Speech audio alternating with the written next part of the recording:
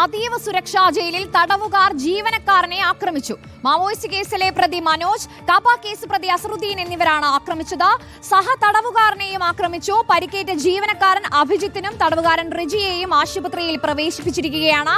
Jason ചാമവളപ്പിൽ നൽകും വിശദാംശങ്ങൾ. Jason, ഇത് എപ്പോഴായിരുന്നു സംഭവം? എന്ത് തർക്കമാണ് ഇത്തരത്തിലൊരു ആക്രമണത്തിലേക്ക് നയിച്ചിട്ടുള്ളത്? ആർക്കെങ്കിലും ഗുരുതരമായിട്ടുള്ള പരിക്കുകളോ മറ്റോ ഉണ്ടോ? ഹലോ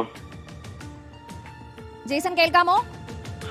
കീർത്തന, ഇന്ന് വൈകിട്ട് 5:30യോടുകൂടിയാണ് സംഭവം ഉണ്ടാകുന്നത്. സാധാരണ വൈകിട്ട് എല്ലാ തടവുകാരെയും സെല്ലിലേക്ക് അയറ്റുന്ന ജീവനക്കാരുടെ ഉത്തരവാദിത്തമാണ്. ഈ സമയത്താണ് ഈ 2 തടവുകാരും സെല്ലിനകത്തേക്ക് കയറാൻ തയ്യാറായില്ല. അപ്പോൾ ആ സമയത്താണ് ജീവനക്കാരനായ അഭിജിത്തിന്റെ സമീപത്ത് കിടന്ന ഒരു കമ്പിയെടുത്ത് ദേഹത്ത് കോറുകയും അടിക്കുകയും ചെയ്തത്.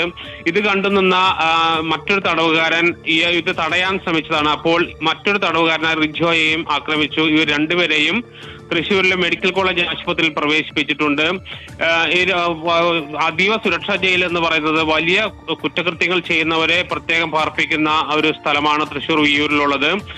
ഇവിടെ അതീവ സുരക്ഷ ഇവർക്ക് നൽകിയിട്ടുണ്ട്. പക്ഷെ ഇതിനിടയിലാണ് ഇത്തരം ഒരു ആക്രമണം ഉണ്ടാകുന്നത്.